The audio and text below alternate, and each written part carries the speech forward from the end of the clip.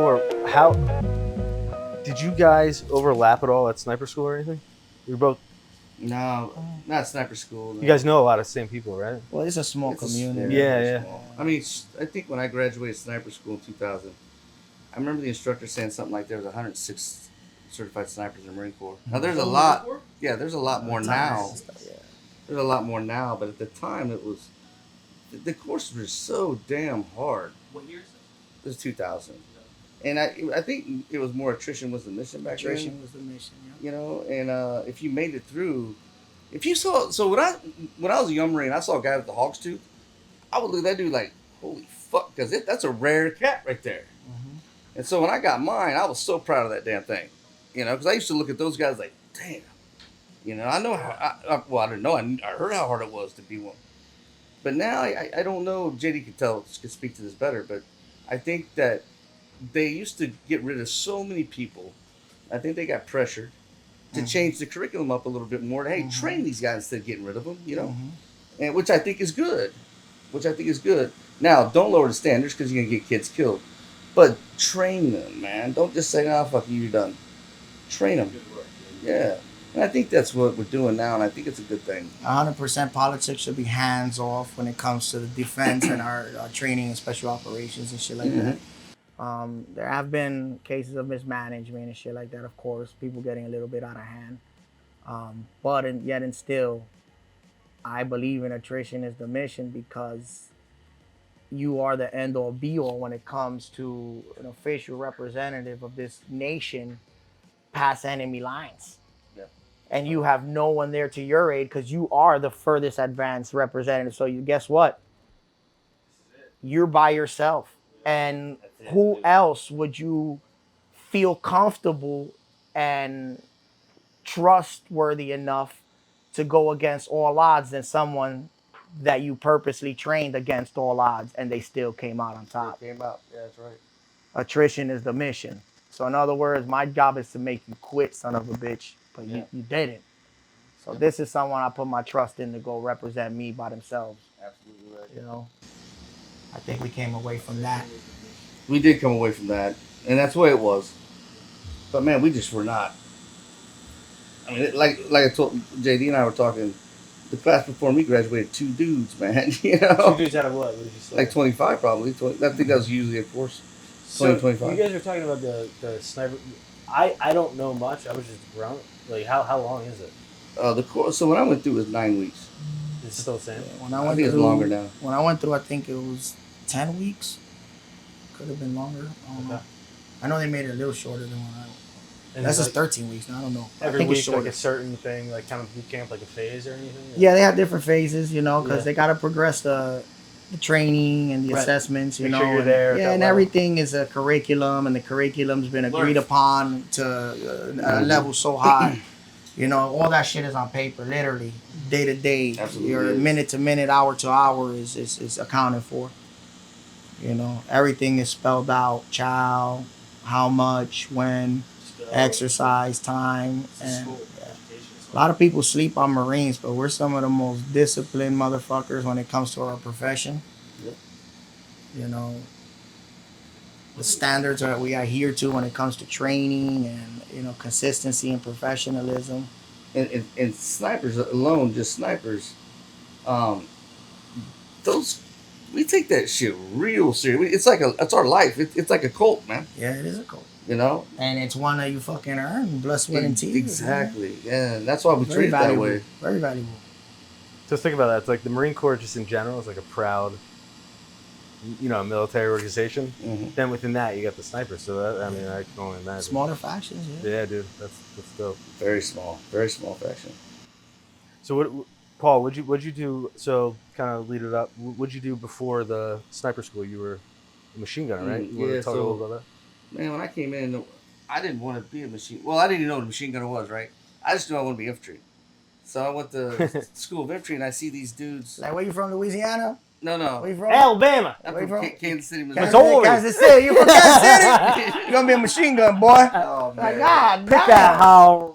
You're gonna be a machine gun, boy. I was like 130 pounds, man. How the fuck is that criteria for issuing jobs, man? That's some bullshit. Yeah, you're not that tall too. The hike's got to kill you. No, yeah. So I carried the N60, right? When I came in, and it was long, right? Big bitch right there. In Hawaii? In Hawaii? In you were? Hawaii. Fuck that. So you know, I'm at SOI, and I remember, you know, on the humps, you do these humps, and guys are carrying the fucking machine gun. I'm like, dude, I don't want that motherfucker. Keep that thing away from me. Trying So up. if a guy's like getting ready to fall out, right? He's looking to hand it off to somebody. I look the other way. You know, I gotta go take a piss. I didn't want no part of that thing. So I just wanted to be an 11. So when they, at the end of the school, they start reading off your MOS where you're going, and they said 0331. I was like, motherfucker, man. That's the last thing I wanted to be. Is that what I think it is? Yeah, that's me. God damn. I just wanted to be an March 11. 31st? Why y'all torturing me? So I went out to 2-3 in Hawaii, and so what was crazy about that is Hawaii was an air station. What year is this? Like, 93. 93. Oh, Yeah. shit. So Hawaii was an air station. So when I got told I was going to Hawaii, I'm like, wait a minute, Marine Corps Air Station, Hawaii. I'm like, I'm an infantryman. Why am I going to an air station? I didn't know, you know. But 3rd Marines is out there, you know, division. So we didn't get to do a whole lot of training and stuff out there unless we flew to the Big Island or we went somewhere else, because on Oahu, very few live fire ranges. Oahu, is that the big island? Oahu's where, you know, that's like where all the main Hawaii shit is. Okay. We'd have to go to the Army base if we were going to fire machine guns or something like that. But so I left Hawaii and I got orders to the basic school to be a machine gun instructor. So I went over there and I was a sergeant already, and mainly it was guys getting out would go over there. Okay. So I was kind of one of the senior guys already. So I ended up becoming the section leader, and I had to do the platform classes for we had the 240 at that point, the 240. The 50 cal, the Mark 19, all that shit. And so I'm doing these platform classes. I didn't know much about these other guns. I learned about them in school. So I had to do a lot of studying to get up there and talk in front of like 100 lieutenants at a time. And answer all their questions. Yeah, and answer There's questions. like you said before, there's so much knowledge in what we. Yeah. When you become an instructor, you know You even better more. know your shit. Yeah, that's your job. So, Yeah. and there's nothing more embarrassing than a student pimping you on knowledge. So, And That- I used to that teach. can't I used to teach happen, the Wobit class, the Warrant Officer Basic Course.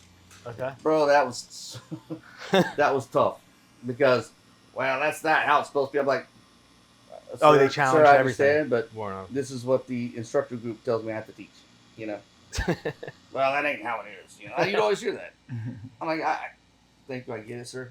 and then the cool shit is you do it so much because there's always that motherfucker That's gonna ask. that you get that question so many times that Every you learn time. how to You perfectly already answer know. it, and you just shut them up. You look at them like, "That answer your question." All right, moving on. Yeah, I've seen you before, motherfucker. I got something for that ass. That's the best thing about teaching, man. So when I got done at the basic school, well, I was still at the basic school, and I had one more. I was on my last year, and I got asked to go to the Marine Corps. It was called Close Combat Instructor Trainer School, but we were making the course. We were going to call it the Marine Corps Martial Arts Program. Ninja shit. So I didn't. So they wanted me to go because I wrestled my whole life. I had some ground skills and stuff. So they're trying to get guys who are pretty good to put this curriculum together for Marine Corps martial arts. So that was 11 weeks, man. And it was in November. In Quantico. Quantico, yeah. And so we're out there ground fighting on the LZs in ice. People getting their faces cut up, you know. Yeah. I mean, when I say we're fighting every day, we're going at it. I mean, there's blows being thrown, man. I mean, serious. So this is like it wasn't no pity pat or bullshit course. this is like the test trial for McMap. This was this was to invent the McMap. Curriculum. shit. The curriculum. Yeah, the review. curriculum. Yeah. Okay. So once we got done with the course, we did a little tour. Like all 10 of us did a little tour around the Marine Corps, and we went down Lejeune where all the 3 stars were at. They wanted to see what they were going to be the final slap the table, and we went down there and put a little curriculum on for them, and it was cool, man. We got there. They gave us coins and stuff, and that's when they slapped the table. So what happened after that? Well, I'll go back to that. So then, after I did that course, I went through hell, it was a rope course, fucking spy rig and bullshit. Hearst. I went to Hearst Master. That was fun. I like that. And then after that, I ended up going to sniper school, and made it through that. So at 3-5, we started doing our workup. We were told we're probably going to be attacking Falluja. So the invasion already happened. So yeah, this is after 2003, and this is after they did the first attack in Falluja in April, I believe. And I mean, they were kicking ass, and due to politics, they made them pull back, right? Yeah. So now we were told that we were going to go in there and we were going to finish it. The problem with that, the thinking was, we let these people know we're coming back in, and they've got 6 or 7 months to build up a defense and bring all these foreign fighters in from these other countries. So I mean, yeah. So we do our workup. We'll get ready to go over there, and I ain't gonna lie to you, man. I know I think I talked about this on the last podcast, but yeah, this audience probably doesn't know, but yeah. Oh yeah. So but man, talk about. So you get intel, right? Like, okay, we're going to hit these apartment buildings. That was our first place we had to hit in the city. And the intel told us that we were going to get, they were already set up for us. We're going to get hit with RPGs. They have interlocking machine gun fires. Fucking and I believed it because I knew Force was out there getting all the intel for us. Right. So I'm like, fuck, man. If Force is seeing this is going to be fucking bad. So, shit. I remember the night before going in there, man, thinking, okay, maybe they'll call it off. Maybe they'll call it off. I'm dead tomorrow. Yeah, because I'm going to die. Yeah. Because, I've seen Saving Private Ryan, man. I know what happens when the back of the Amtrak opens up, bro.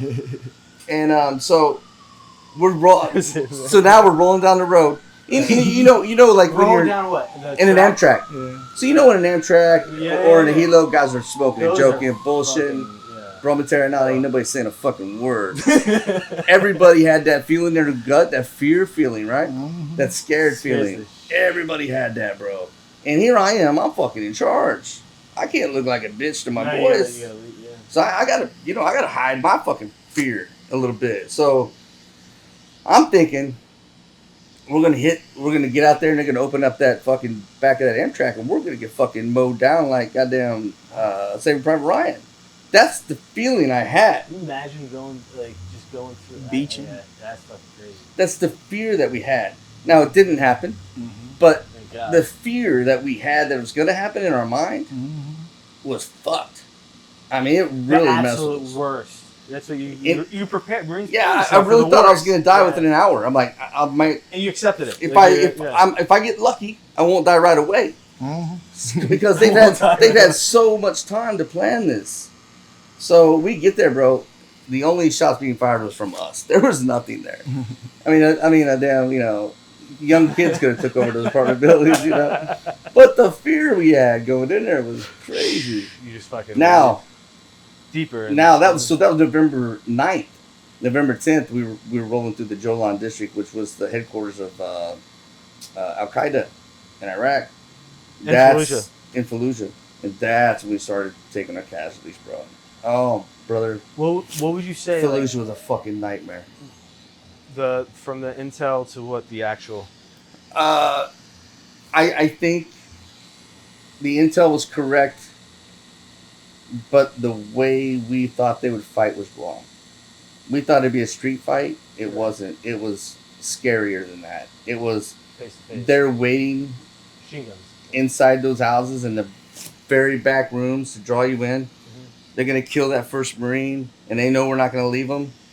And it's happening, and they're going to continue to kill as many as they can until they die. They're martyring themselves. All those people are martyring themselves in there. They were hopped up on adrenaline. You'd see the vials in the streets, so like what kind of drug would that? It's just I don't know. Like what is it? I don't know. They just get fucking. It's adrenaline. So like adrenaline would stop blood. Like right. Fighters you would use a little bit, but these guys were jamming vials in their ass because they knew they were going to die.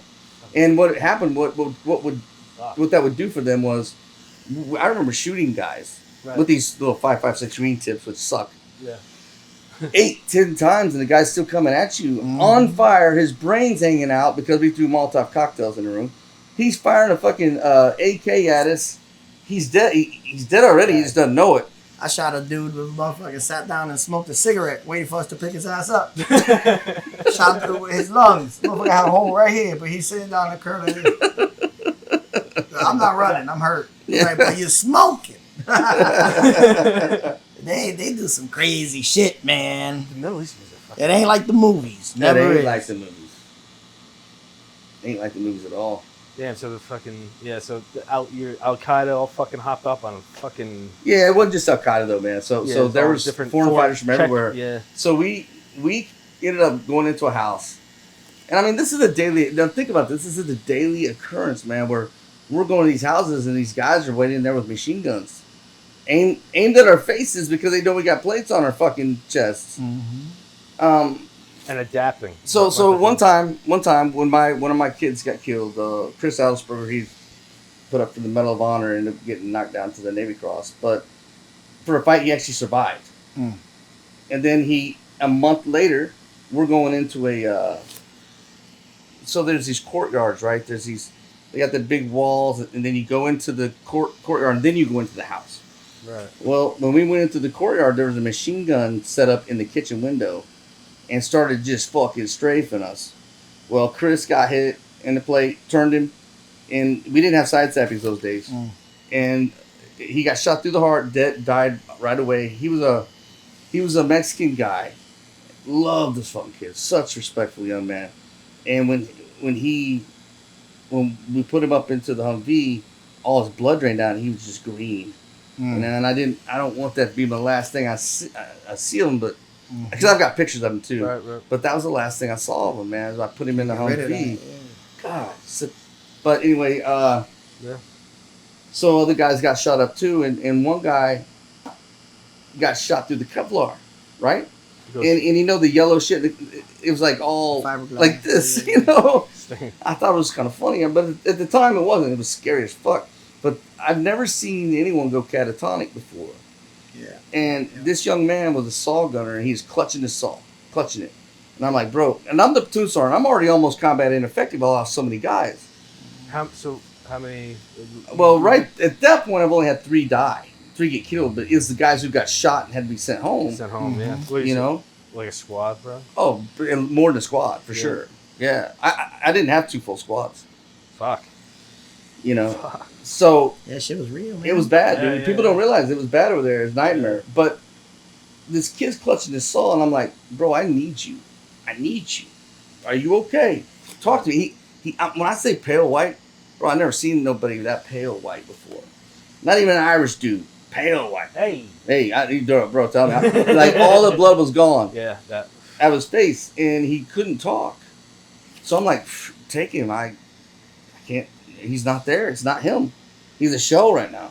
Fuck. I mean, he's doing fine now, but bro, I've never seen that until that day. It was strange. It's strange what your brain can do. And then the thing is, you instantly was talking recognize about there's that. nothing Yeah. there. He's nothing there. Because when you see them, they got that deep, poolly It's look in it's their like eyes. someone took over their soul. Bro, it's like, Yeah. It was done. It's like, It was spooky. Possessed. It was Spooky to look in his spooky. eye. That's the word. it's like looking in the ocean and it's never ending. Yep. The abyss. You see an abyss in their eyes, they shut down mentally, bro. They're Yeah. done. It was They're in spooky, some man. kind of. Hell yeah. But you know, people, make sure you have your Kevlar on, bro.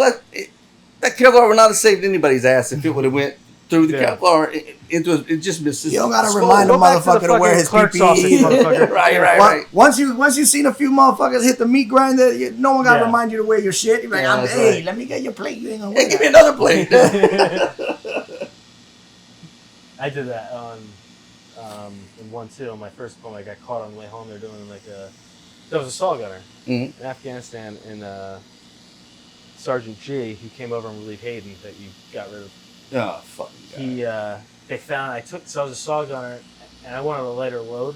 I took my side sappings out and put my fucking. Yeah, they motherfucker charge you for that shit, dog. Yeah, they were, and the guy was cool with it. But Mm. yeah, but no, it's I don't know, man. The Falluja was fucking. I was the remember watching generation that in that high school. Yeah, we were the watching that. generation that took off all the fucking armor and shit because that's not how we train, especially the You snipers. guys Yeah. were the fucking guinea pigs. Yeah, so we were in fucking firefights with no body armor until that first firefight. And then you see your boys shredded up. Right. That was the last time you had to tell us, well, yo, we Yeah. dug all our shit out our packs, put our Yep. plates in, bro. Yeah. When you see people get chewed up, Yeah. and then you look where they got hit, and they could have probably made it. Right. That's the one that fucks you up. And I've seen those plates save lives, man. Yep. Especially in Falluja, point blank, guy gets shot in the plates, and he's still here, man. Yeah. But I can't explain enough to people, and I wish more people would realize what our guys went through over there, man. You know, I wish more just regular American people would know what we went through over there, man. Because I don't think people realize the nightmares that we went through, and it was hellish. I never thought I'd ever go through anything like that. Bro, this generation doesn't care about it. They don't They want don't to hear care, it. yeah, They don't want to hear it. They are comfortable in this cognitive dissonance to where Yes. if they don't like what they're hearing, they can instantly tune Stop- it out and it doesn't focus on their fucking knitting cat sweaters or That something. fucking drives me nuts. We have created a fucking culture of comfort, so much so that they can live in total oblivion, Yeah. and no one's gonna fucking move them off their fucking path. You know? So that used to. So I'm at the point now too where it's like people, like you said, Jay, like no one gives a shit, No one gives and I'd be like, what? I get so angry about it. Now I'm just like, there's Well- nothing you can do. So when I retired, I was scared about retiring. I did 21 years, and I was scared about it, about getting out, because I didn't know how am I to support my family, man, you know. Yeah. And it's crazy. so I took the first job that jumped out at me, which was I was a directional driller on oil rigs, which I had no idea what the hell that was, but I was good at math. And some guy said, "Well, you're a sniper, you must be good at math." I'm like, "Well, I'm good at the math I have to do," you know. Yeah. But when I went out there, I had to learn trigonometry. I had to. The way I learned trigonometry is I saw the answers and I saw the problem. I had to figure out how to get to those answers, and I could do it on a computer, right? Right. I had to look at the numbers. I had to go through all the numbers to figure out how to get to. You reverse engineered it. I had to, because I didn't know how to fucking do it. And nobody's out there going to teach me because, bro, if you can't figure it out, you're gone. Because time is money out there. And I was making $750 a day, and I never even done the job before. And they expected me to learn quick. Like, who's this fucking guy? He making $750. Yeah. So, well, I mean, there's guys out there making, $1,400, $1,500 a day out there. I don't know about now, but they used to when we were drilling for natural gas. But anyway, I'm having to learn this shit quick. And it was not easy. And my point is about this is nobody out there gives a fuck if you're a veteran. They don't give a flying fuck about you, what you've done. All you are is someone to get a job done. And if you get in the way, they're going to do what they call send you to the house. And they ain't never going to call you back. Yeah. I was working for Halliburton. And I never got sent to the house because I was there to learn and I was there to work. Yep. And I learned quick enough to where I even got my own night shift, which is fucking... I've never been on an oil rig before, and within a year I got my own night shift. That means I'm running a shift. And it was still hard, because I didn't know how to answer all the questions sometimes. I just figured out how to do the math, Yeah. And if I had a question, I'd wake up the day hand, which always pissed them off. But it wasn't like a brotherhood. It wasn't a tight-knit group. It was like, You're on your own. you show up, this guy's your day hand now, and like, oh great, like he's like, don't fucking wake me up. We're doing 12-hour shifts. The day hand's in charge. Yeah. Don't fucking wake me up unless you really got it. I'm like, well, fuck, dude. What if I fucking blow this goddamn hole out? What if I see a sea monster? But my point is, they don't give a fuck about you being a vet. Nobody cares. Nobody gives a shit about what you've done. Right. You got to prove all that shit you got to put behind you. Now you got to prove that you can be more than a fucking Marine sniper or a Marine. You have to prove that you're more. Yeah. You got to put all that shit behind you. You can't live off those laurels, man. Because it's not going to get you anywhere. Nobody gives a fuck. Right. It's the same shit, bro. Yeah, man. Because, our traumas and all the shit we went through, that's exactly what they are. Our lessons. Hours only. Our lessons to, revert on. And, they are not. They couldn't even. They're not a understand it, curse, really. man. They really aren't. Yeah. Unfortunately, ignorance is bliss. The more you know, the more uncomfortable things will be. We were gifted certain things that not every regular human is going to be able to comprehend. Right. And what that is what human beings are capable of. So we will always be ready because we know what ugly look like. Yeah. We've seen it. We've seen it develop. We've seen it fall. We've seen it defeated. We've seen it fucking win. We've seen what ugliness does and how easy it is to fall apart as a species. That's You right. could take an That's entire country in a weekend, bro. Yep. And the whole country is now dependent on people they don't even know. For water, for travel, for safety. There's criminals robbing and raping out there. Who's in charge now? Yep. Criminal. No one, because everybody ran away. Why? Because every human has that fuck this shit level. And all them motherfuckers sitting in those comfortable seats in the White Tower, they have that fuck this shit level too. Mm-hmm. And they'll leave us first than anybody because they got the wind of it.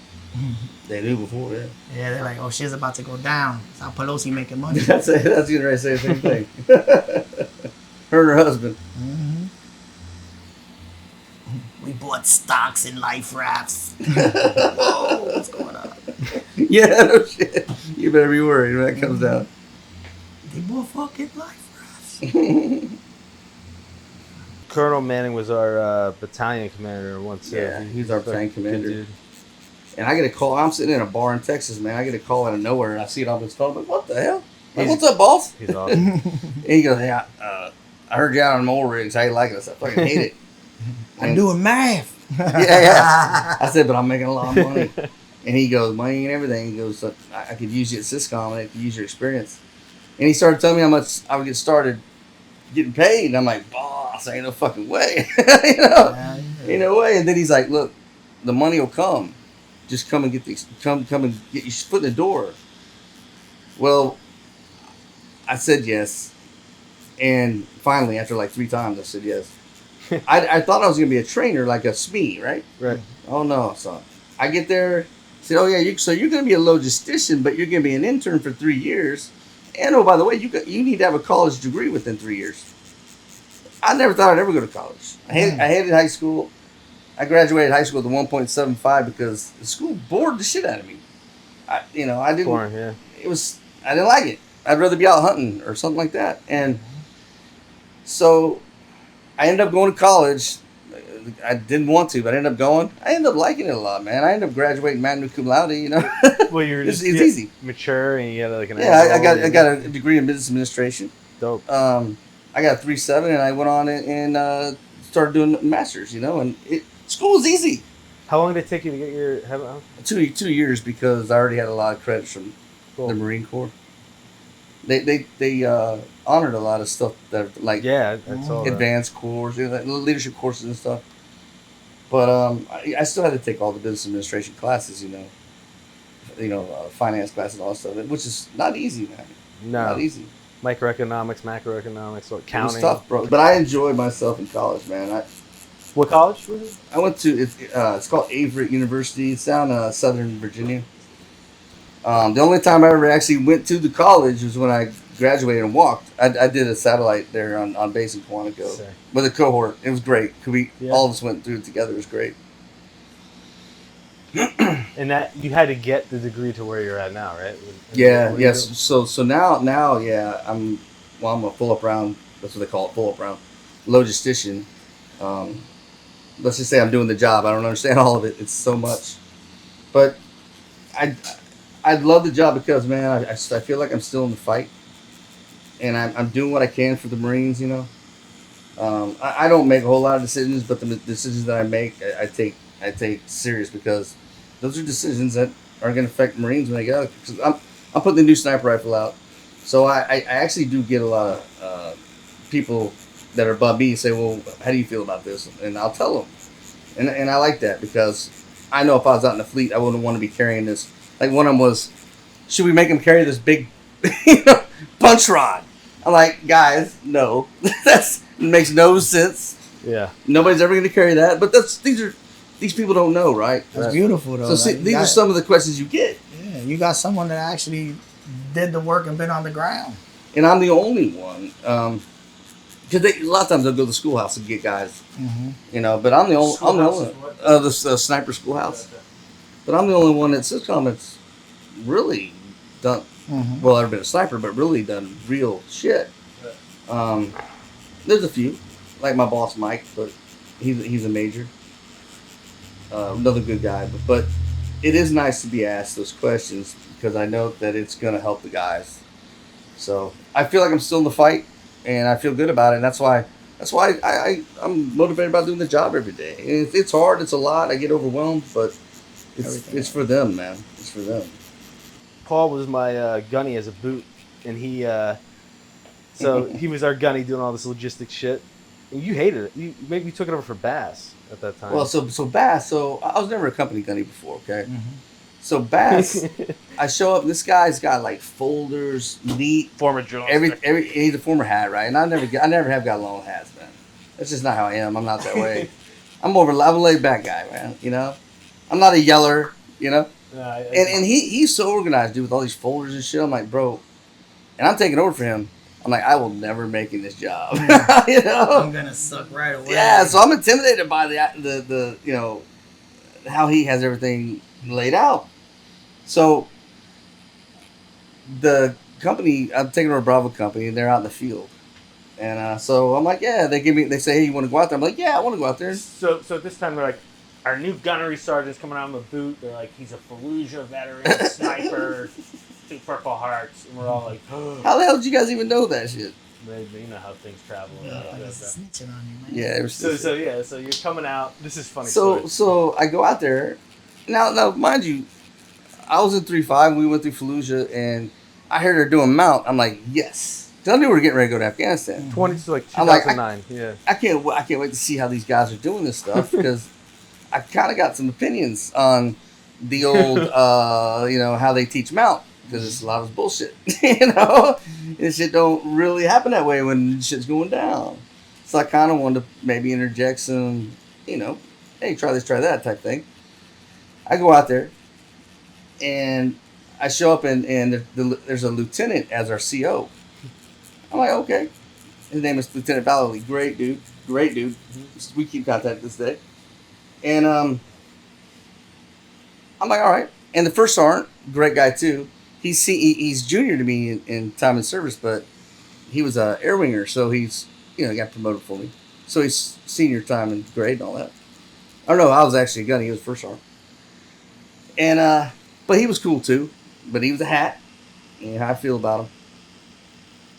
But we go out there and we go through our first run through, and dead checks come up. How to do dead checks? Well, Lieutenant Valley says, "Stop! You're doing it wrong." And I'm watching him. How he's gonna tell a Marine? Yeah, it's gonna be good. He said, "You need to flick the guy in the eye to make sure he's dead." I'm like, "What the fuck is this?" So I'm wait. I'm like, okay. So I go up to him. I'm like, "Sir, where did you learn flicking someone in the eye as a dead check?" He goes, "Oh, I learned that at OCS or whatever." I'm like, "Sir, a dead check, if you walk by a motherfucker, you put a round in his head so he don't get up behind you." He goes, "Gunny, that's murder." No, that's not. That's called finishing your job. This guy. Yeah. It's called finishing the job, buddy. I couldn't believe that they were teaching flicking people in the eye. Okay, that's murder. He goes, "Gunny, that's murder." And that's what we're in the business of, sir. Yeah. Handing out murder. You protected us another time in training with the Pashtun. Fucking, this is where you just won over the company. So, the battalion was pushing, you know, study. So what's that? What's that? So What's that shit? That program called? Pashtun. It's, I don't know the language. They were No, it's not Loretta. Stone. Rosetta Stone. So the battalion got every Marine Rosetta Stone. Yeah, Which is expensive, I right? would have loved that. Yeah. But the problem with it was, JD, is they were pushing, you need to do so many hours of Pashtun every day. And they were even like putting that over doing training. Yeah, we were in, So we go out to 29 Palms. This is really my first time out in the field of the company.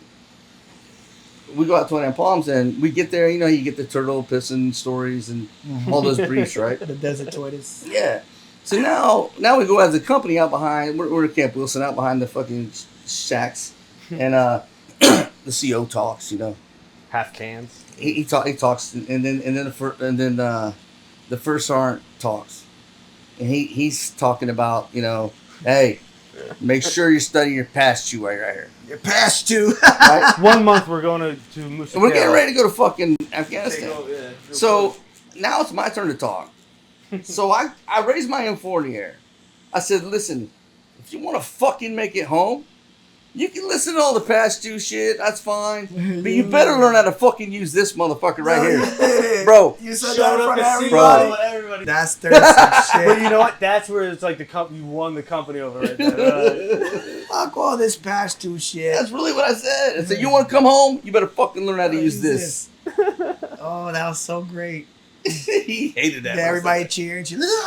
No. The first We're all sergeant, boots like first sergeant grabbed me and started chewing my ass. Yeah, relax, first sergeant. You know what your job is, right? Right. It's NJP people, calm down. No one likes you, no one ever will. Don't worry about your opinion. But I'm happy that the Marines, I'm happy you guys love that shit. See, I don't ever get feedback. Like, I didn't know that you guys. Yeah, you appreciate were that. like, oh, fuck this whole time. Now you find out that was an inspiring 20-year-old. moment. Right, I didn't know. 20-year-old Lance Corporal just ready to go to Afghanistan. It was like, we needed something to like get the fucking blood flowing. I'm so glad. What do you say? You gotta, a tiger don't know he's a tiger. Yeah. You need a tiger moment. Are we tigers? Yeah, we're fucking tigers, man. Fuck all this Pashto shit. Yeah, I know. I hated it. It was so political. Blow it down, baby. I think I looked at that Rosetta Stone one time and I got confused. I'm like, fuck this. I'm out. Yeah, you How many times did you fucking use Pashto over there?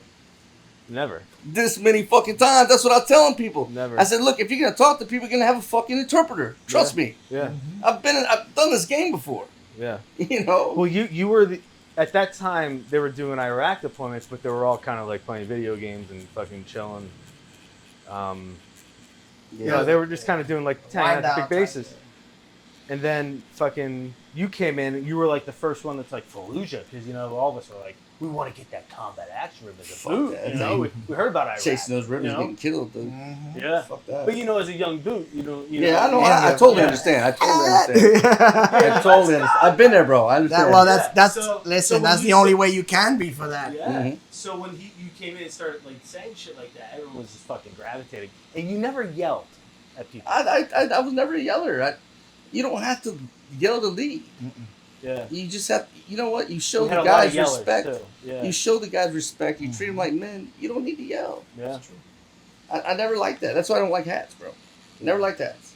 Yeah. They come in, they treat these Marines like they're glorified recruits. Right. It's wrong. It's because they got nothing else to stand on, though. They don't know You're right. anything else. You're right. Right. That's all. That's what they know. So it's hard for them. They're just gonna rely on what they know and their skill set, which is Well, that Just loud noises and and loud fast words. also look good. is They look good physically. a lot of the hats had not been in combat yet, Yeah. and they felt like They they got that needed chip to on their prove shoulder. something. Yeah, Right. exactly. And the only way they could do it is by teaching someone how big of a piece of shit they are. Right.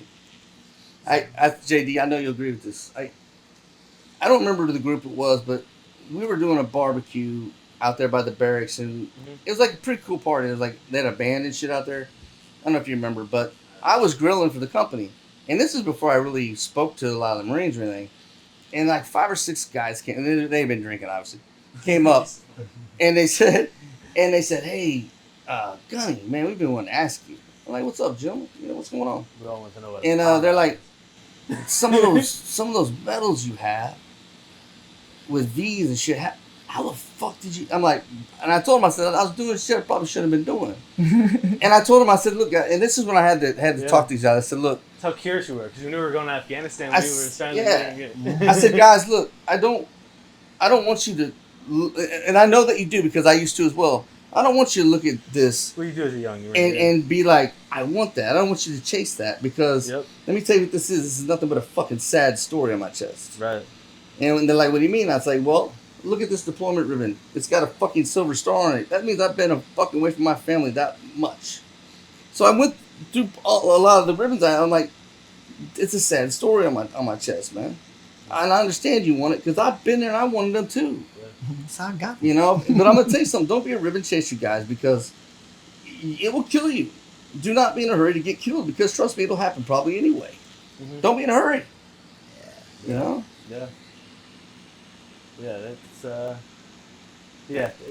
yeah, you were the first one that kind of came in, you know, just kind of, you know, you're trying to get ready and mentally prepare for it, like anyone, like, Yeah. you know. And I didn't realize I was doing that for you. I'm glad I did, because you know, as a company gunny, man, you kind of feel, you don't feel really attached to the guys as much as you, like when I was a rapper though, platoon like, sergeant. yeah, you're kind of with the guys, you know. You know, and I really wanted to, but I knew it wasn't my job. I wanted to be close to you guys and mentor you guys. Deployment, you did. Deployment, I did. You did. Yeah. Yeah, he fucking started off a tick by flicking off the Taliban. That fucking. Oh, yeah, JD, you don't know. Tell him about this, dude. This is when I was. So, we should get yeah. you know, we're getting hit pretty good, and they're calling for your QRF. Well, I'm the company guy. I'm back at the fucking, you know, I'm back at the what outpost, and one of the Marines come around saying, "Hey, who's around? Who's around that can go?" And I'm like, "Hey, what are you doing?" I said, "We're getting a QRF together." I'm like, "Hey, fucking put my name on it." They're like, "Gunny, you gonna go?" I'm like, "Put my fucking name." I said, "If my boys are in a fucking fight out there, I'm gonna fight." Yeah. So I went out there, and his platoon sergeant, was he your platoon sergeant? Hayden, yeah. Hey, this guy was a piece of shit, bro. Idiot. Piece of shit, bro. He got relieved, you bitch. No, he worked for me. That's how much of a bitch he was. Yeah, I made him work for me. You fired him, yeah. So anyway, I go out there, JD, and guys are standing around. They've already been getting shot at. They're standing around, and I'm like, "What the fuck's going on?" Your first hit, yeah, you know. I'm like, "What the fuck are you guys doing?" They're like, "Okay, this is where they're shooting at us from," and they're all standing like in a school circle. Where's the? I was like, "What the fuck is the platoon sergeant?" Is like, "Okay, I'm gonna go over here and do security." I'm like, "What the fuck?" I'm not gonna take over somebody's fucking. Yeah. I'm just not. Yeah. But I had to, because the staff sergeant was a bitch. So I had to make a quick decision. I'm like, "Okay, look, I need this squad right here to go up here and do an action left on that building. We're gonna be a support by fire position right here." I said, "We're gonna give you cover fire as you go across this open area, because it's a big open area." Right. So before that happened, I'm like, "Show me where they're shooting from." They're like, "Well, they're right in there." So I went up there like this, JD. I'm like, like that. Flicked it off. Flicked them off. And next thing you know, pop, pop, pop, pop, pop, pop. I'm like, "Oh, shit."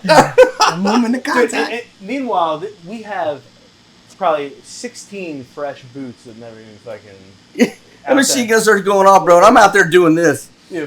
And that kicked it off. So I'm like, "Your squad, go out. I need you to do an action left on that building. We're going to be support by fire position here. We're going to cover your ass as you guys move." Well, the guy, Plastic, the squad leader, he didn't quite do exactly as I wanted him to do, so I kind of lost visual of him. Well, I saw bad guys come out. I didn't know they were bad guys because they were a little bit far, so I didn't shoot. I thought they might be one of the Marines or something, because I didn't know exactly where he was at. Anyway, that turned into a debacle, but we ended up having a three-pronged attack on us, man, because we couldn't take the high ground because IEDs. Yeah, Woodburn got shot, yeah. And I remember, so Woodburn gets shot, and I'm escorting him to the LZ that we decided we're gonna fly him out of. He goes, "Damn, Gunny, I can't believe I've got to walk to my own fucking extract." You know? I'm like, "Motherfucker, you got shot in the shoulder, man. You're gonna be good here a little bit. You're gonna be getting ice cream and cold water, and you're going home. It's only 1 month, dude." He's like, "Where's that gator at?" Yeah, I don't get a gator. I can't believe I'm gonna walk my own fucking extract, motherfucker. But I'll tell you something cool about that. So, push forward. I got my leg blown off. I'm laying in the hospital in Bethesda. Well, Woodburn, he's still in the hospital too from getting shot. So he finds out I'm there. He calls me. And he said, "Look, I'm trying to get better so I can go back." I'm like, "Bro, what?" He goes, "Yeah, I want to get back." I'm like, because guys were talking shit. He went home early, you know, like... No. So he was trying to... Yeah. He's like, "I want to get back to the guys." I'm like, "Look, brother, here's the thing. You made it out of there alive, barely. Yeah. Don't fucking push it. Stay home. Be here with your family and all that." He goes, "Well," and this is JD, I'll tell you, I'm trying to tear up on this one. But I'm like, "Why do you... Tell me really why you want to go back." He's like, "Because I want to be like you." Yeah, That's man. what he told me. Because he goes, because he was the one looking for the QRF people. He goes, "Because I remember when I came up and asked for QRF and Ready to go. you said that you want, you know, your Marines are in a fight, you're in a fight." He goes, "I want to be like you." Man, that's one of the best things I've ever been told. Fire, bro. Yeah. Dude, I still... It's an honor right there. That was great. I love that. When Gunny got hit with the IED, so did our CO. So we lost all that. Yeah, I lost COM. Our and- CO kept You know, it's as if it's a similar thing, like a relationship to where a kid that's been abused or an animal that's been abused gets adopted, you know, by finally someone that's capable. Yeah. Then they have that sense of comfort and security in them. Yeah. Like you find that in certain leaders in combat, to where you're like, I will follow them anywhere because I know I'm gonna be okay. Because that motherfucker's on point. Dude. Yo, that's an honor to, you know, have people say that they'll follow you in combat any day. Because they know you're that man, dude. That's cool. So watching like him and CO, Cap Tanner would pop in a cigar every time in a firefight. I'm like, these guys are so calm and cool, collected, dude. They taught you how to like act. Yeah, but what you don't understand is I was just as scared as everybody I else. know, but you knew how to fucking. Yeah. lead. So I'll tell you another thing. I got Mountie. Yeah. He was the driver of the vehicle that he's always felt bad about. My brother, we're in a war. You know, we're in a war. People gonna get blown up. People can get hurt. It's not your fault. Just relax. Live with yourself, knowing it wasn't your fault. He takes my leg thing serious. But anyway, he wrote me something one time, and he said, "Man, I was thinking about you. Wanted to write you this, and I got it on my phone, so it might not be right word for word. But he says, you know, when you were in Falluja, I remember being in high school watching those videos, and he goes, I remember wanting to do something like that so bad." And he goes, so when you came along and you were out there in firefights with me and us, he goes, it felt like we were out there with Tom Brady. Yeah. Yeah, that's dope, bro. You know, and I damn, it's like shit like that I love. I'm like, holy cow. So when we, You know, you don't think of yourself like that, you know, Yeah, but but these kids do. That's also a testimony to everything you dedicated yourself to. You know what I'm saying? You gave 100% and selflessly. So you're just hearing it. It's beautiful. well, when I went to Sangin, you know, I talked about this before. It's like that. I wanted to be like that as a leader. You know what I mean? Like you pass that down, and you know, it's You inspired a nice whole group of leaders there. yeah, man. That's good There, shit. when we got back from Afghanistan, I'm gonna throw another little thing for some love. But he was coming back. You were driving down from Virginia, Oh yeah, this is crazy. and this is so we just got back from Afghanistan, and they're like, "Oh, Gunny's coming down." People couldn't wait to see him because we haven't seen him since he got the injury. Dude, I think it was what you were like. You were in shock that we all stood around after. So here's hours, the thing, but- JD is like, I was in bad traffic coming down from Virginia. I just got out of the hospital so I could go see them. So I was living in the hospital. My wife's driving me down there, and first sergeant keeps saying, "Hey man, you about here?" I'm like, "Nah." He's like, "Yeah, I got the Marines here."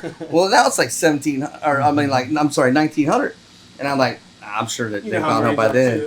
Bro, I pulled up JD. Every fucking Marine in the companies are waiting on me. That's what's up, 1900, 1930. Yeah. I was like, are you fucking kidding me? That's sick. It was awesome, You're man. like, get the fuck out of here, guys. Go the fuck home to your families, fuck. It was so cool, man. That touched me, man. That's cool, man. Yeah, man. See, it wasn't for nothing. That's right, brother. It was for that right there. The other tattoo is Falluja. You said? So this one here, yeah, Falluja. Jeff Kirk, he was a squad leader with me, or with not in my platoon, but another platoon. But he was a really strong squad leader, good guy, and my wife was friends with his wife, and he was a comic artist. Nice. He liked to draw comics and stuff like that, and so he had a lot of artwork that he did. And one day his wife came to the house. She knew I really loved that kid, man. And she goes, "Hey, Paul, I know Jeff would love for you to have," because I always commented on his artwork, always. So I love art. I've always wished I could draw. I think it's the coolest fucking thing. And I always would comment on his stuff. And she goes, "I want you to pick one from all of these art pieces." I'm like, "Are you serious?" That's cool. So he drew this angel right here. And I said, "I would like to have that." And so I got that as a memorial to him on my arm. That's fire. Sergeant Jeffrey Kirk, man, he ended up getting a Silver Star. He got shot, knocked down, got back up, got the stack back together, and went and led the stack into the room again and got shot and killed. Jesus. Yeah. Oh, Bro, I'm gonna tell you, man. I've been around some cats that have done things that I don't know what went through their brain to make them do it. I mean, they're just hardcore motherfuckers, man. And I'm just amazed to be around those guys. And they were kids, just young kids, just doing amazing shit, knowing they were gonna die. And now, man, I look back, man. I'm gonna get deep, but I look back. I know that we were there for each other, man. And they're gonna protect me. I'm protect them, protect each other. You know, that's what Marines do. But I look back on the reason that why were we taking Falluja? You know, why were we even doing that? What did it mean? You know. Fuck ups. That's all it was. So, and I always hate to say, man, my Marines get killed for nothing. Did they get wounded for nothing? And the overarching answer to that is yes. Yeah. 100%. But the way I gotta tell myself and keep myself sane about it is, we did it for each other. You know, because that's really all we had there, man. We didn't know anything about politics. We knew nothing. I didn't even know if the world knew what we were going through out there. Right. I was, you know, what I used to think about is, I wonder if my mom and dad are eating breakfast right now, or do they even know that this is even going on over there? And my parents didn't know I got a Purple Heart. Mine didn't either. Until my uncle. My first two, they didn't know. My uncle saw a picture. He's like, "Oh, I didn't know you got Purple Heart." And explained it to her what it was. So many years after the fact. How's your mom react? I mean, it was so long after the fact, and I'm already me. I mean, but she was like, "What the fuck?" But she, that's common of me too. I keep them in the dark on a lot of things that hurt me. Yeah. Because at the end of the day, it's mine. It's not theirs. Right. They deserve to be stress free. I don't need to give them my shit. Right. Yeah, that's right. They did enough for me. They gave me life. Now it's up to me to figure that shit out. That's right, bro. I'm not gonna worry them because they're gonna worry anyway. Yeah, you're right. They are. No matter what. No matter what, they're gonna worry. Why give them more? Yeah, I didn't let I got my first two Purple Hearts in Falluja, and they didn't know about it. For 2 different deployments, right? No, same deployment. Same deployment. Yeah, then I got my third one, my second time in Iraq. I guess when I took that bullet, and it got in my eyes and shit.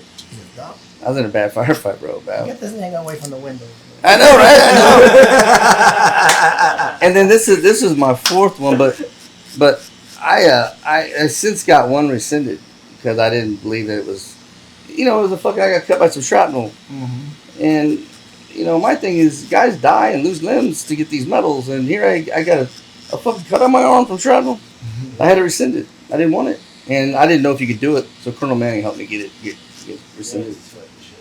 So now I only got 3, but I don't even want them.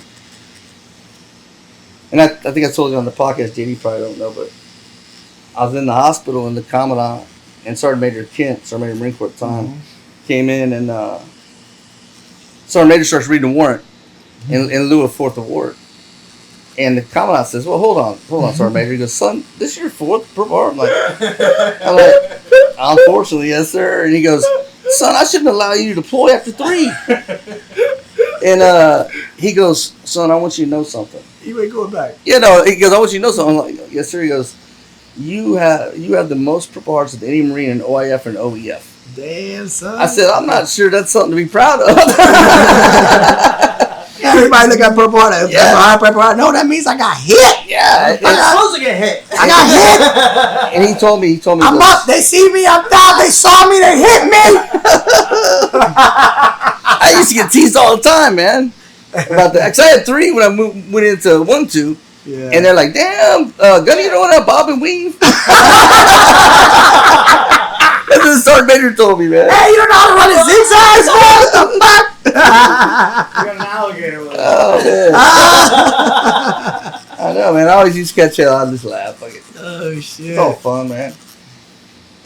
It's crazy, too, because there's so many people that live off their Purple Heart. Yeah, man. This is the last thing I wanted, man. This ain't got me nothing.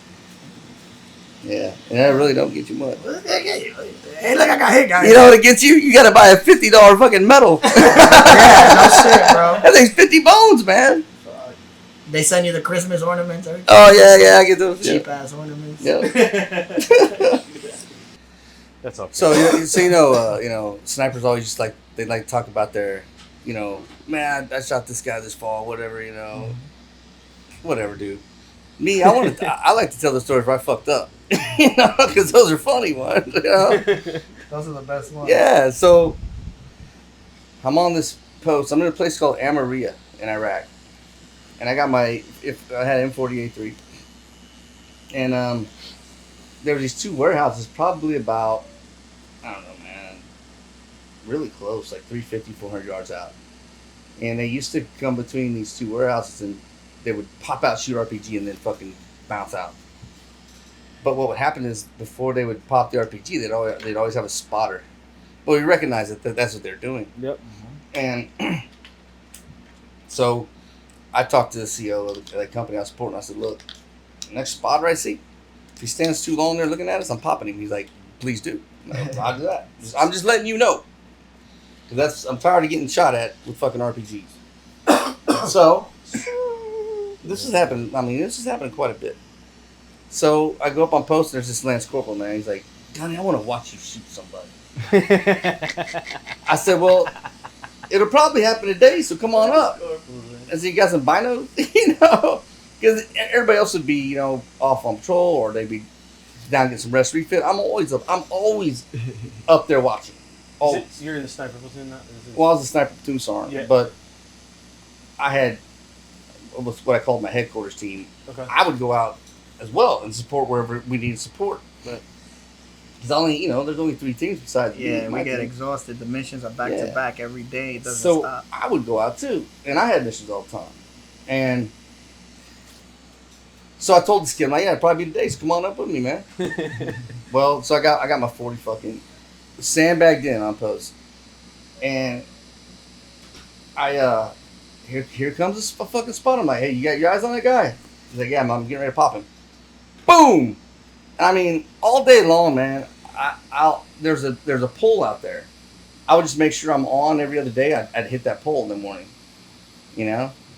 So I knew if I want to shoot a motherfucker in the head, he's probably gonna be hit in the head and done. So that's what I did. I aimed for his head.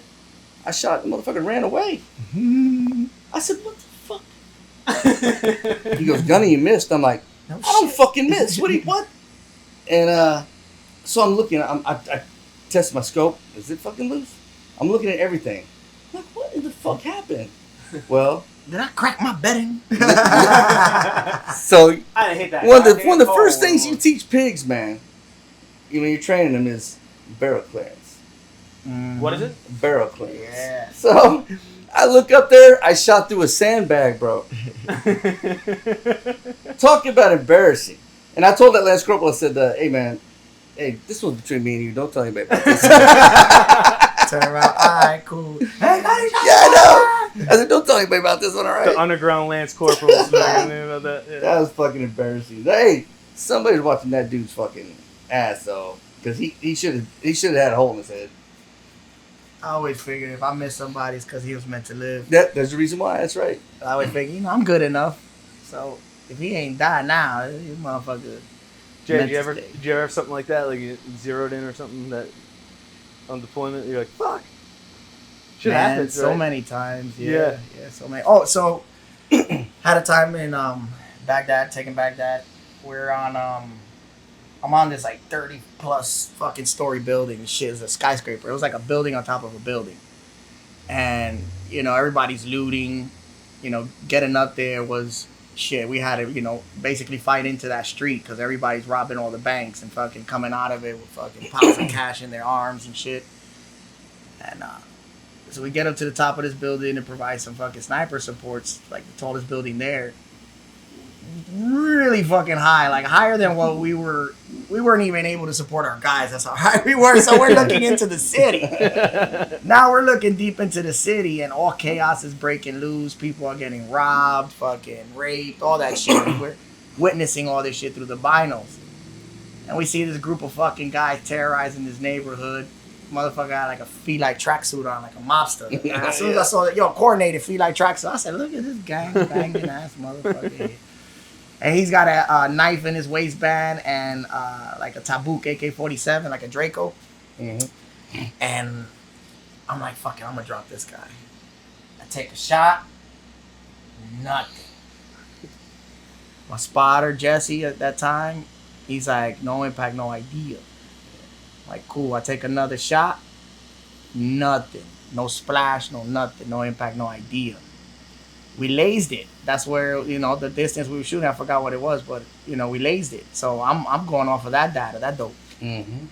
Then we're going through the same shit you were saying. Like, what could it be? What could it be? We're thinking.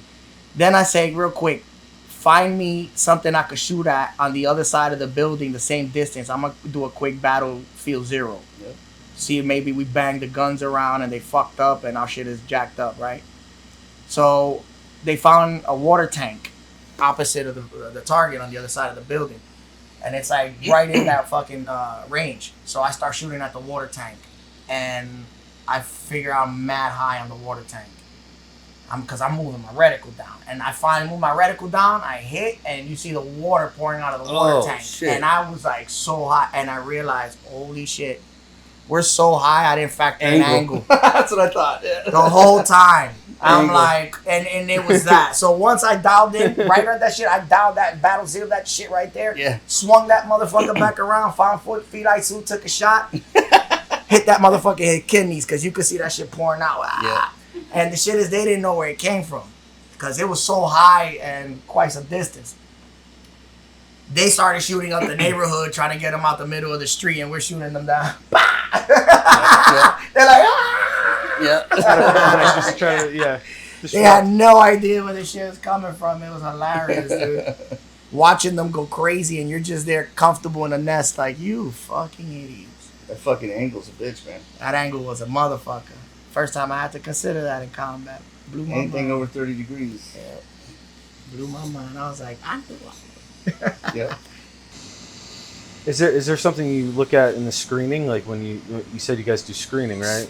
Big Jay, time. you did screening too, right? You have in docs and stuff. Is there anything you guys look for that you can Yeah, it's all the same things. It's all personality based. Yeah. But you gotta understand, running an in-doc of 40-year-old men and running an in-doc of 19-year-old men are two different things. Yeah, that's you're right. screening for character-wise. Yeah. Some of the most, least attractive qualities are sought after, because what we do. Mm-hmm. You do want an alpha male mentality. Mm-hmm. Am I good, bro? Yeah. But there's got to be a fine line too, man, because you want humble cats, man. You want guys who are silent professionals. Mm-hmm. You want guys who are. You already got to look for guys who are magnificent Marines to begin with. Because you don't want trouble in your platoon, guys who are going to cause trouble and shit. And you want guys who are humble enough to learn, Because I'm going to teach you what you need to know. You should already have the fucking basics, advanced basics, down. But I'm gonna teach you the rest. But I need you to be in shape. I need you to be accountable for yourself. I don't need to have to babysit you to fucking be in tip top shape and run high first class PFTs. I don't need to babysit you for that shit. Those are the guys I look for. The guys I don't need to babysit. But they also have the aptitude to learn the job and be humble, about it. And I need them to get through school. And believe it or not, there are some that aren't really the best physical specimens, that you have coming to you and auditioning. But what they don't have is quit. That's right. And you could work on the physical That's shit right. if they don't have quit. I If think they don't quit- have quit, boy, you could turn them into a monster. I think quit is probably top 2 of 10 things I look for. You know what I mean? Honestly. And that's why my in-doc was 3 days long. Jay, how long was yours? About 3 days. I 3 days? Yep. We ran. I've ran so many different types of in my platoon, but throughout my career, I ran all different types. I had my last in-doc was my personal in-doc was 3 months in fucking Okinawa. Fuck. Yeah, they turned it into like a little baby sniper school out there. And fucking, we lived in barracks where everybody else had their rooms. Yeah. We live in a squad bay. Fucking woke up every day, classes, Was that to get you prepared for school? or just to be in the platoon, to be worthy in the platoon. And then, You know, on weekends we'll be in the fields, and then for holidays like Christmas and shit, because we're overseas, we're in Japan. We don't really have family out there. So the sniper platoon would make it like mandatory that we'll be running operations and shit. So when everybody else has a 96, we'll be in the jungle. You know what I'm saying? Yeah. It sucked for us then because everybody else was partying, getting horses and shit. Huge when you're in, you know. I get them hoes on gate 2 street, baby. Whisper Alley. But yeah, but you know, it was beneficial for us because it turned us into some efficient ass fucking sniper platoon. Right. You know, and my hogs, man, they were the real deal. They were hard. That's of his generation, you know. It's a different kind of monster sniper platoons then. Yeah. Shit was crazy. It was very cult-like. Ritualistic. Fucking hard. Big time. Every day was a fucking test. Shit was crazy, man. Yeah, we tested each other all the time. We held each other to high standards. I mean, if you're not getting enough pull-ups, teams, man. guys would be pissed at you. You know what I mean? Yeah. That's dope. Yeah. Motherfuckers personally taking time out their time to make sure you're stronger. We didn't give a fuck, man. True team, man. Well, we didn't want to be embarrassed. Like, we became prideful, you know. We operated on pride, man. We were the cream of the crop for the battalion. I think about that, and that's exactly what you are. You are the best the battalion has to offer. Mm-hmm. You have to prove that all the time. Mm-hmm. And you have to gain the trust of the battalion commander. Once you do that, it's smooth sailing. But if you don't, And that's not it's a easy to hard do. time. That's not easy to do. It's a hard time. But when you do, man, that's when all you gotta show them is you take shit serious. Because most battalion commanders, are very rational men, very intellectual, and rational. Especially, you know, proven leaders already at that point. Nobody's gonna be a battalion commander and be a shitty leader. Exactly. Right. You know, politics don't get so far to where battalion commanders of infantry units are fucking implants. They don't fuck around with that. I was lucky. I had great rapport with my battalion commander. I still talk to him to this day. He ended up being my son's leadership instructor at VMI in college. So I mean, so when I'd go to Hunters Wrestling meets, Colonel Looney would be there, and we'd have beers and shit. It's great seeing him, but I like Colonel Looney a lot because he loved his snipers. He said, Gunny, whatever you want to do for an NDOC, I'm behind you. Because I had to get his blessing on everything, you know. He goes, I'm behind you. And so that's awesome. What was really cool about this is, you know, I realized that our helmets that we had to wear, Kevlars, they just suck when you're trying to get down behind a gun. And I call them flaks still. I know it's called something else, but our flaks just were not. They weren't suited for the mission that we do. So I went to the battalion commander one day. I said, sir, I don't want you. I'm going to say something. I don't want you to think that I'm trying to say that my guys are special. I said, but you have to admit, we do a special job, and sometimes we require special gear. Right. And just to do the job properly. He goes, all right, go on. What are you saying? So I asked him, I said, could we get the battalion to get us Mitch helmets and certain kind of flak? Because I went and bought a flak. It was a, I forget the name of it. But it was, I could still put my damn plates in it, but I was able to move around with it. It was just easier to move around in. And I said, I've got this that I would like to use, and I'd like for my Marines to be able to get them if they want. And he's looking at it and goes, well, Gunny, if you think that's what you guys need, I'm not going to have the battalion pay for it, but if you guys can, if they want them, they can buy them themselves, and I'll allow them to wear that. So now I'm in Pendleton now, and so my uncle was huge into some church here in Virginia in Culpeper. And he always used to say, hey man, the church wants to buy you whatever you guys want. I'm like, well, I'll tell you what, probably a long shot, but my guys need these flak jackets. Man, that's all I had to say. My guys put, you know, here's the company, here's the sizes we need. They bought every guy in my platoon one of those flaks. That's fire, dog. Yeah. How much do you think that was overall? Ah, man, that's gotta be 10 grand, 6 grand. 10 grand. Easy. 6 to 10. And so the battalion did buy us Mitch helmets though. That's dope.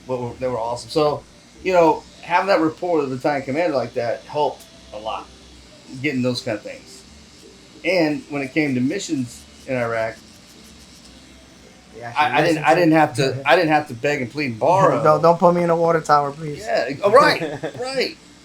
But I'm sure you're a sniper. Don't you want to be in that water tower? Look at it, it's beautiful. then you have to explain to them, okay, you know, this is That what very happens if we get reason, compromised. That you very know? reason is why I don't want to Yeah, be right. So, but we're overseas, you know, I knew of other platoon sergeants having problems getting their guys missions because the battalion commanders didn't trust them. All I had to do was tell my battalion, well, I would recommend to my battalion commander, this is how we should do it, this is what we should do. He's like, make it happen, Gunny. That was it. Yeah, I was fortunate enough to have that with Captain Gannon. He passed away out there. Fucking meritoriously promoted, you know, the major, so that's his formal name now. But they even called the base out there in Hussein, Fob Cannon. Gannon, I'm sorry. Gannon.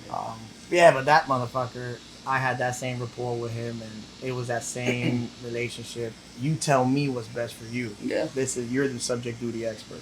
That's such a good officer, too. Yeah, so crazy. I love that. I love that. That's how, To have that in an officer, it's a beautiful thing. That means he trusts you. And now you know we're not out here playing games. This ain't high school, bro. Like, we know what's on the line. Lives, Absolutely. you know? Don't take away what I do because, you know, you have this certain arrogance to you, you know, and you think Or because you don't know. keep that demeanor, you know. But some of them do it because they think they have to, because they have nothing else to rely on.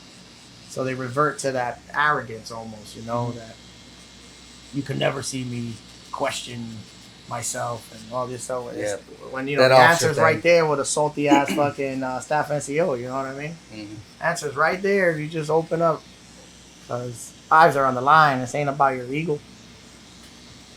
That's right. Ego is another crazy thing out there in combat, man. Did you guys find you had to justify a lot? Yeah. At a certain point, until, you know, for me, until the shit started hitting the fan and everybody started getting a piece. Yeah. When everybody started getting a piece, there was no more questions. That's right. The question's in. Mm-hmm. Now, the first few times you taking shots out there, that's what when your battalion first gets there. Yeah, I understand. It's logical. We're the forward eyes. We're the ones sleeping out there 3 days while all you guys are in the camp. And we're in someone's house, fucking keeping them hostage. Right. Keep that. Yeah. That's what we do. But out there living 3 days with this family, eating their watermelon and shit. They are hating you because you are literally sequestering them from continuing their life. You will not let them go outside. So You gotta take 3 their days. You better call someone. Or don't, because we take the phones off the hook and everything. Then their neighbors come over and they get to the extended stay. They get to stay too. Bro, we did the same shit. Yeah, we did yeah. the same shit. And they'll be like, I got to go. I'm like, yeah, Yeah, well, okay. no, In a couple days. not now. Relax, sit down, come on. Everybody in this one room, come on, everybody. Sounds like a really comfortable So situation. 9 times out of 10, you do that. These people fucking hate you. But Yeah. I'm always been pretty caring, man. And I always look at how people see how I do things, or how I would see. We would be courteous. I would be courteous. So I have political conversations with the owners of the house. Eat with them. They'd be cool by the time because we're all nice. You gotta understand, we're cool dudes. We get in there, we lay the fucking hammer down, but you know, we're all nice people. So, you know, we're going to get to talk to the dad. We're going to get, you know what I'm saying? And they're going to have their opinion. Next thing you know, by the end, they're like, okay, come back anytime. Like, all right, guys. They love that shit, That's bro. what I was going to say. So, yeah, like you said, when you first go in there, you got to lay the hammer down. I mean, you have to. You got to make sure everything's set the secure. set the foundation, yeah. So, but what I'd also do is, I used to have a Turk with me. And I'd say, please tell them that we're not here to hurt anyone. We're not here to disrupt any of their furniture or whatever. We're not going to hurt anything. So we're here for their safety as well as ours, because there's bad people out there laying IED, you know, whatever. We explain all that shit. Well, this one guy, he was like, "Yes, I understand." Well, he had a young boy. Well, I'm up on this upper floor room on a post, you know, waiting on somebody laying IED. That's pretty much our mission all the time. Mm-hmm. This kid would bring me 3 meals a day. They don't have much, but they're feeding me their chicken, and I'm like, they even if they didn't want you there, they were always hospitable. Yeah, it's like part of their culture, right? It was dope. You're in their house, they take care of you. Like even if they hated you, they will offer you tea and food, and they didn't give a fuck. That's how Afghans were too. Always share their food. How good was that food though? After eating all those MREs, you get some Oh, rice. dude, I love eating that Yeah, shit. man, hell I used to love eating with the Afghans Oh, yeah. Shawarma when they would cook. like that shit. cooked all the time. Love me dude. shawarmas, boy. It was like gold. Like a stuffed football. Yep. From like working with all like the, from your prior experience in the Marine Corps, obviously. Do you see the change that everyone's like hollering about, like in No. the culture or anything? Like, can you see? I don't, man, because I don't see it. I'm not down the weeds, but Right. when I do go out and work with It's that like same feeling. snipers and stuff, They're still the same. Yeah, because I mean, honestly, man, snipers are still snipers. They're still the top of the fucking the cream of the crop in the battalions, Yeah. And I had a couple guys from MARSOC, and one of the guys was actually an instructor at the MARSOC Sniper School, and he was like, I was talking to him, he's like, hey, do you have anything I can use to put a curriculum together for this gun? I'm like, absolutely I do. Because I had already put a operational net plan together. Mm-hmm. So I shot him that, and he was real thankful to have that. He's just a really good guy. And all those guys are mature, good fucking Marines, man. So that work. I just don't see, I'm not down in the weeds like seeing the guys in the infantry battalions. Lance Corporal much. Underground. Yeah. Yeah. I hate to think, and I know it probably is, but this culture revolution thing going on, and I know it's affecting the Marine Corps, but I hate to think it is. Mm-hmm. It's sad, man. Really, like, you think it's the only place left in the country that would be immune to that bullshit, but it's not. Nothing has immunity to that bullshit. Right. That's how you know it's bullshit. Transcends fucking logic. I say this to people, but the Russians and the Chinese, they would be mistaking big time if they thought that the rest of the country was a direct reflection of the administration. Or a direct reflection of what's portrayed from the media. Right. I think Miscalculation. especially China. Severe miscalculation. I think especially China is smart enough to know that Yeah. there is a generation of hard motherfuckers in our country still. Also, lest we forget, they're not doing so great in their own country. They're on the brink of a fucking revolution themselves. You think that they can handle the stresses of a global fucking antagonization? They're gonna overthrow that motherfucker with pitchforks, bro. And the first thing they're gonna do when they do is reinstate their right to bear arms. That's right. Because that's the reason they're in the fucking That's why situation. they're there. That's right. So that brings me comfort to think that there are still hard ass motherfuckers in this country that know how to fucking do business, know how to do violence properly. And so I that makes me feel good, man. It's something for everything, man. A new kid is born, there's a new warrior born. Yep. A new thespian born. New aristocrat being born. What makes the world go round, you know what I mean? You gotta be all of them. Yeah. Yeah, probably like picking your brain on like all the weapons and shit, like kind of. You I guys, was smart with that shit, man. yeah. I tried to tell him, I said, bro, I don't know that shit anymore. Because so much has changed. Jay, you said that too when you went to that Texas competition, right? They blew us out the water. And I was proud that they did.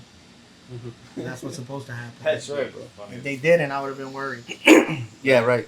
That's They where I should would be. be evolving. Yeah, because I'm a fucking tattoo artist now. I'm a low decision, bro. I don't He's know. a low decision. I'm a tattoo artist with a podcast. We talk shit, you know. I got a ponytail. Look at me. You better kick my fucking ass if you representing this nation, boy. No shit, Yeah. bro. Take the fucking throw. Yeah, they did that shit. Made me feel good. We good. We good. I feel good about it, yeah. Good. You motherfuckers is better than I ever was. We good. Dude, that shit is so fun. Well, we got our ass smoked. What was that competition? It was the Real World Sniper Challenge. It was last summer, right? Yeah, and I'm over here thinking it's gonna be some gentlemen's fucking get on the range and fucking, you know, find your targets, knock them down. Nah, this shit was like a 3-day indoctrination, bro. The very first event was ops, right? We had to do observation. Yeah. Bro, we had to run 9 clicks, bro. Or whatever. It was at the end of the day. Well, that was his heat. Yeah, we were humping, bro. We were humping. I think by the end. JD's like, I didn't sign up for this shit. Yeah, none of us did. We was all shocked. We was like, yo, we had motherfuckers from the Army sniper class pass out. Yeah, that motherfuckers, they got a heat casualty, bro. I was like, yo, I thought this was some civilian shit. What's going on? 9 clicks. Dude. That was the first event, is my point. After that, it was just downhill. Just Downhill from there. Yeah, it was like, oh, they fucking us up, baby. And then these guys were so fast on the gun because of the technology they possess and all that shit, bro. Like, I would get up there, pull out a notebook and rangefinder, little Kestrel. And right by the time I get situated behind the gun, time! Like, bitch, I just got down here. Bro, if I was up there, I'd be trying to do a middle relation for All that shit, I'd be all man. fucked up. I feel like a dinosaur. Yeah. These motherfuckers get up there and they be like, go, start. And motherfuckers will get down like, I thought they were shooting pistols. I was like, what are y'all doing up there? Oh, shit. The motherfuckers had the fucking rangefinders on the scopes, tell Yeah. them when, Yeah. send that shit straight to their fucking They got that reticles. shit. They was doing it, boy. I was like, damn. That's why I say I'm obsolete. I don't know any of that shit. I don't know how to do all that shit. I used to do middle relation formulas. That's what I used to do. I used to remember all my shit. Me too. 27.777 Yeah, all that constant. shit. You know? Memory, but then still you're dealing with unknown factors and you get out there and there's, you know, the targets don't got no range, so you That motherfucking angle. you know, yeah, all you do is mill them out and try to get their size, and so there's a rule. And you're hoping that the size is the amount of inches you think it is. Yeah, because then you'll be off plus or minus 80 Yeah, yards right. and shit like that. Damn, that's a lot. I missed the whole target. Yo, it's crazy. It's fucking crazy, man. And now they got technology that mitigates for all that shit, bro. That's right. Seconds. Milliseconds. How bro. was that? I watched them when they did the Mark 22. They had the Kestrel. They had all their ballistic data computer. Bro, out to like 1,700 yards. Ting, ting, Yeah. all day. I'm like, God damn. Bro, when we got our Schmitties and we put the Horus reticles on them, we went to Rocket Mountain, like in the high angle package, and we were hitting, I don't know if you know that clearing that's, you know, behind like the farthest set of target, and then it opens up into like a clearing on Rocket Mountain. It's like all the targets go into a V shape, right? Yep. Uh-huh. And then there's a small little clearing behind In the back, that. gotcha. Yeah, and then this one they run their little shoot course right here. Anyway, so we were shooting a 55-gallon drum in that little clearing, which is 1,700 yards away from the mountain.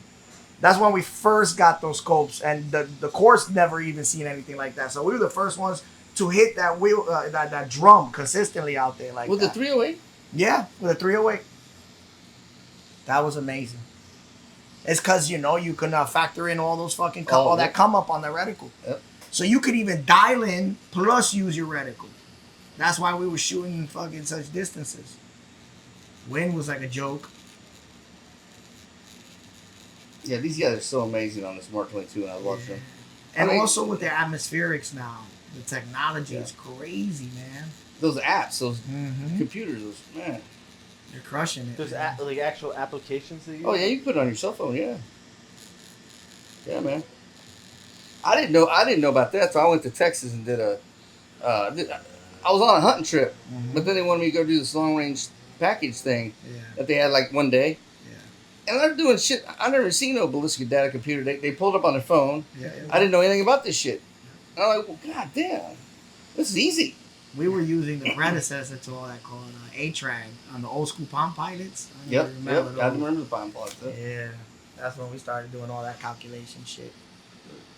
Oh, you know what I'm talking about though? How we used to Yeah. do it. The ballistic AE program now and all that shit, all that stuff. Hornady, all that, and then you get all that live ammo update from the FBI database and all that. So it's fucking serious. But it makes regular cats be able to fucking. Right. Oh, snipe. They can shoot out the long Oh ones. no, they snipe them. Hands down, they snipe them. Anybody could learn that shit now. Yep. It's not a hard thing to do. It's become a recreational thing now too. Like, you know, We joke about it in the industry. We say it's like the goal for fucking, gangsters and shit. Mm-hmm. It's a goal for men. This is long range shooting, man. And it's exactly like that. You sit comfortably. Shit, we ran a lot of courses here. Harold could attest to it, man. And it's just exactly what it is. I never stressed anybody out, man. Taught them the math. Make sure they understood. Got everybody to think past $1,000. That's what you're guaranteeing, And folks are amazed. So easy. Yeah. It's so easy to teach them to do that, and it blows their mind. Yep. Some people can't even fathom doing that, but it's all mathematics, vortex mathematics. Mm-hmm. And once you understand it and the consistencies behind it, it's just fun, and it really becomes like golf almost. I'm proud that it moved to that direction, because now you could do it outside of training. I'm still, I don't know the new reticles. I don't know them. No big deal, man. I only know him really because of fucking Paulie. Yeah. Nah, I knew most of. I guess up to Tremor 3. After that, I came out the game. That's what we have now. Yeah. We have Tremor 3 now. Yeah. And then so whatever's out there now, I experienced it through Paulie, and Paulie showed me this one that's really nice, but they won't sell to the government. So we still got the Tremor 3, which the guys they love that out there. Tremor 3's fire. Well, that's all I knew. Nah, but once you get on that motherfucker, boy, it's a wrap. It makes sniping so much fucking logical. And then, come on, forget about it. There's no missing after that first shot. After that first shot, yeah, you basically have a reference point to where you need to fucking drop that son of a bitch. Mm-hmm. Glad you came out though, man. Me too. I've been wanting to meet you for a long time. Man. Oh yeah, so I'm interested. What do you think about my book? Because you're a damn sniper. So. No, what I liked about your book, man, is it didn't just talk. It wasn't sniper shit the whole book. Mm-hmm. I liked it talk about how you grew up. Mm-hmm. I like that shit too. And I liked how you put that together. Because it explained the whole story about you. Yeah. Your path, Yeah, but when you started talking about the sniper stuff, I loved it because I knew what you were talking about. Because I knew, like a lot of people reading it probably wouldn't get some of it, but I knew what you're talking about because I've been there, and I liked it because it's some of the same experiences. So yeah, I liked it a lot. But especially because you built up to how you got to where you were. You know what I mean? And it didn't just jump. Yeah, and it didn't just jump into sniper stuff. It was like basically it was the development of my audacity. Yes. You understand? Yes. And audacity, that's what we are. That's what makes us different from the average person. We are audacious to where they are submissive. Mm-hmm. He who dares wins. Yep. That's audacity. You understand what I'm saying? Yep. And that is the type of individual we are. And it seemed like it was always in you, even though you didn't notice it at first. And it was the guy who took you under the wing, in that program that you're in. Yeah, it was to wake that kind of that thing in you figured out this is what I love.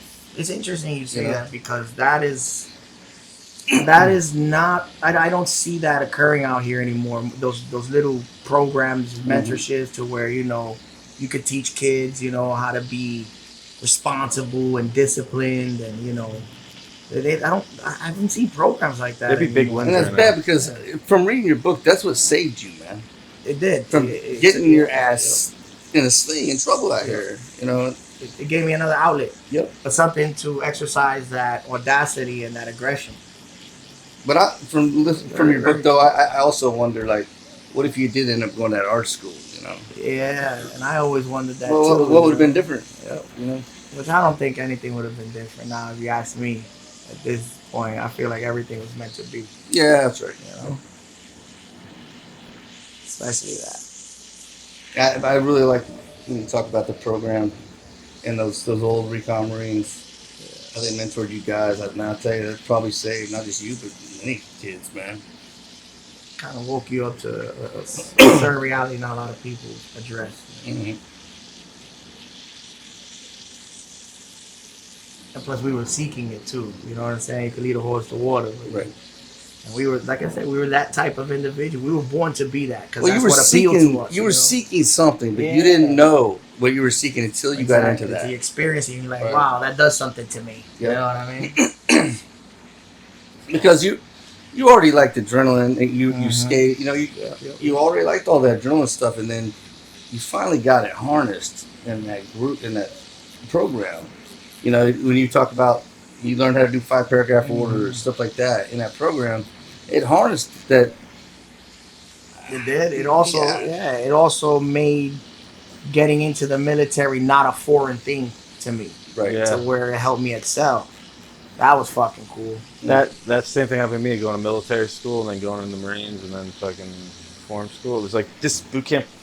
I had to stay an extra month, but it sucked. But I could do it without even thinking. Yeah. And I loved how you I loved how you started the Marsoc Sniper School. I love that. That's fucking awesome. Loved it. And it wasn't like I was sought after and all that. It's just right place at right time. It was a need at the time. Yeah. Right. And it was just right place, right time. You know, I played the cards that I had. We're going over to SOTG. SOTG. Yeah, anybody Then else from do it? SOTG, we so happened to get grandfathered into, you know what I'm saying? And Yep.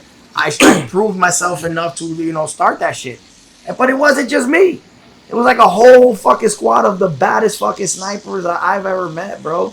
You know what I'm saying? And it was all their knowledge and input and training and efforts, and it was beautiful, Mm-hmm. And a lot of people don't know this, but to me, one of the most memorable moments was, and I was getting replaced by Gifford. I was on my way out the door, and we're there, and we have already put up to a little curriculum. We've done a lot of legwork at this point, but now it's my time to keep it moving. So then we're sitting at the desk, and now it comes to the time of like, what we're gonna call this place. And Mask came up when I was sitting on that desk, and we all agreed to it in unison, and we came up with the name Mask. Mm-hmm. And that to me is legacy shit right there. You know what I'm cool. saying? Yep. Can't take that's just beautiful, bro. And I was fortunate to be there. It felt good. It was history. I felt like it was history. And I was fortunate enough to Well, it be is. I mean, it is. Really is. Truly is. The program was never the same after that. We stepped into the new generation of sniper, like I said. Well, that's when you started. That's when you talked about Yeah. starting with the Kestrel and Mhm. all that stuff. Yeah, I thought that was cool. Yeah, that shit was running away after that, boy. It ain't stopped yet. Every year is something new. It's all new. Yeah. Every year is like a new piece of gear. Like, how the hell am I gonna keep up with any of this? I don't even try anymore, man. I can't. It's impossible. What I do is I'll go to the sniper school. I'll say, hey, what do you guys want? What would help you? What's out there that you guys want that you don't have? That's what I do. Because that's how your BC asked you. Huh? Because your battalion commander you mentioned before asked you that and helped you out. Yeah. Yeah. But because I'm up, like I said, I'm obviously I don't know the newest and greatest stuff out Right. there, And and these guys do. So I'm like, what can I do Because to help they you? love it. See, They're that's in it. awesome. They're You know? passionate about it. And They're in our cult, and they've taken it above and beyond. if you're not taking the advice of passionate people, then you're doing it wrong. Mm-hmm. So like there's something for everyone, and these people found their love. You know what I'm saying? And it is what you're looking for information about. And you'll be foolish not to go to the teams or not to. You have to, bro. You can't rely on me or a project officer to be like, oh, this is what they need. No, man, go to them. I always hated that. Always hated that. And it was that's a cock measuring thing too in some agencies, to where forming the guys, outfitting them and shit like that. It was never extended to the teams. It's always made in like an email form and shit. And then next you get the gear and it's the absolute worst. Right. I also am comfortable in saying that I did my shit. Yeah. I put in my work and influenced and helped and What's cool is when I even nowadays when I go up to the sniper school, the instructors know me, and it's still cool when I'll sit there and tell them some bullshit story, and they all listen. They're all interested. All those guys are way better snipers than me, but they'll still listen, to my stupid stories, Well, I remember that all the old heads used to come by our classes and shit like that. Yeah. Chuck Mohini and shit, and Yeah, I got a picture with Chuck. yeah, and we would just fucking just listen to them, be glued to their stories and shit. Like, Chuck actually gave me my hogs too when I graduated. I got the high shoes. I got the Chuck Mohini award. Chuck Mohini. I believe he was there. He was definitely there. I was so fucked up from the night before though. Oh, I didn't know. My brother. I went to the fucking hospital, bro. I drank so fucking much. Me and Wojak finished a fifth or a handle of Captain Morgan. A handle, bro. Wait, didn't you talk about that in the book? Yeah, I remember. Yeah. Yo, we both blacked out. I woke up in the hospital. He woke up with permanent marker dicks drawn on him. That's fucking great. Yeah. Motherfucking I Love Sperling on his head. That was funny. It was so funny. It was so funny. It was great, man. I showed up to the fucking graduation. I pulled the IVs out of me. Yeah. I didn't even want to go, you know? I was hurting and I didn't give a fuck. Until they told me I was getting a high shooter. I said, Scott. Yeah. I'm going. That's all I wanted. That was cool. When we did our hog party, it was raining. And Hog everybody's party? outside. Yeah, that's where I got obliterated. When he graduated sniper school the night prior. And, Rudy, he's all pretty. He never has clothes on, right? So, but it's raining and muddy, and we made this hide. And Chuck Mulwiney and the instructor down this hide. Well, it's nighttime. They got a candle down there. So we go down to this mud fucking tunnel and go down there and receive our hogs too from Chuck Mulwiney down there. And Rudy goes down there naked, completely naked, because we're all soaked and muddy. But Rudy decides he's gonna go the extra mile and take his clothes off. He's the same guy on camera. Rudy's the best. Yeah. He's a psycho. Fucking Rudy. And I heard the instructor go, "Rudy, are you naked?" Yeah, brother. Yeah, brother. One with the earth, brother. Fucking Rudy. He's a kung fu motherfucker, though. He is, man.